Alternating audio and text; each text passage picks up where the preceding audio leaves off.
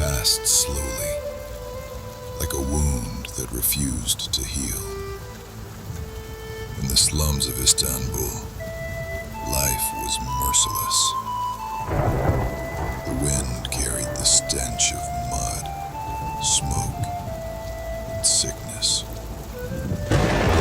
Every breath was a battle.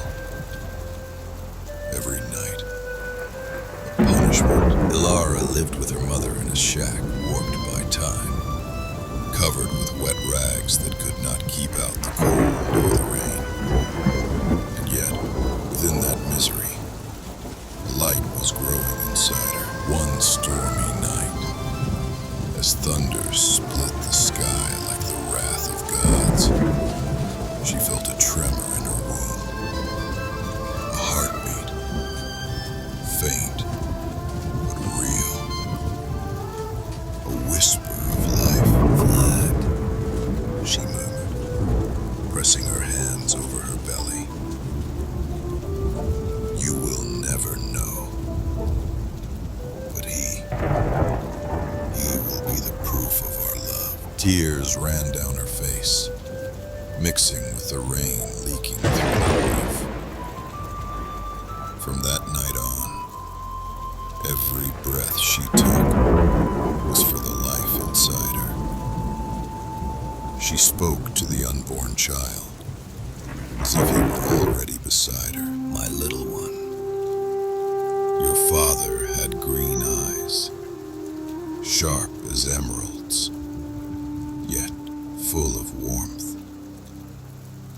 He looked at me only once, and my life changed forever. Sometimes, the child moved, as if stirred by her words. Ilara smiled and cried at the same time. You felt it, didn't you?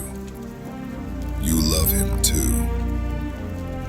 You will carry his blood, but also my dreams. You will be more than the son of a prince. You will be the son of destiny.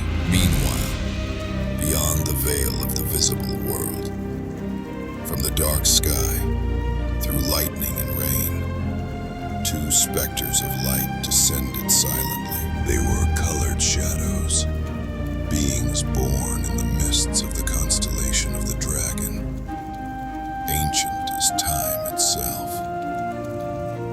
They no longer belonged to the realm of the living, nor to that of the dead. They passed through the wind, through the rotting walls of the shack, unseen by human eyes, and settled quietly in a corner. Their voices echoed like whispers from distant stars. It is her, the mother of the chosen one. The blood is ready.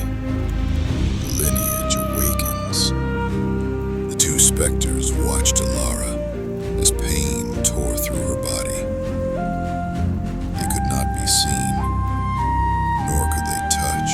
They were there to witness the birth of the one who would bring light into the night. The one destined to guide the lost souls, wandering in the vast sea of the dragon's constellation. They knew the prophecy was already written in the annals of the dragon. Nothing could be changed, not even by them. Ilara's mother, frail and trembling, knelt beside the straw bed. My daughter, you cannot do this alone. I know, Mother, but he must be born.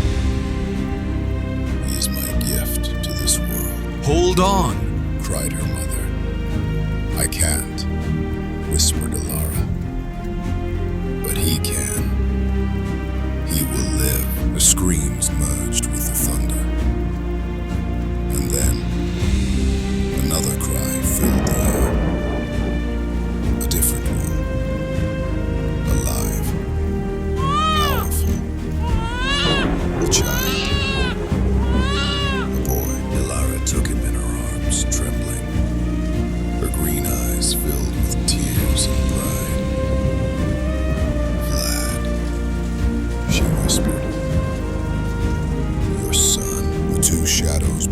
slowly. A deep voice echoed through the air. The blood of the dragon is reborn. Lara barely heard it. Her body was growing cold, her breathing faint. Mother, take care of him. Tell him who he is. Tell him his blood was chosen. The old woman wept, clutching her daughter's hand. I will, my child. As long as I live, I will tell him. I will tell him his father was Vlad, son of Dracul. Ilara smiled faintly and touched the baby's chest. Cal, your name will shake the world. The two specters rose, wrapping the newborn in a silver light. We shall guard him until his 18th year, one of them said. When his blood reaches its true power, he will claim what is his by birth. Then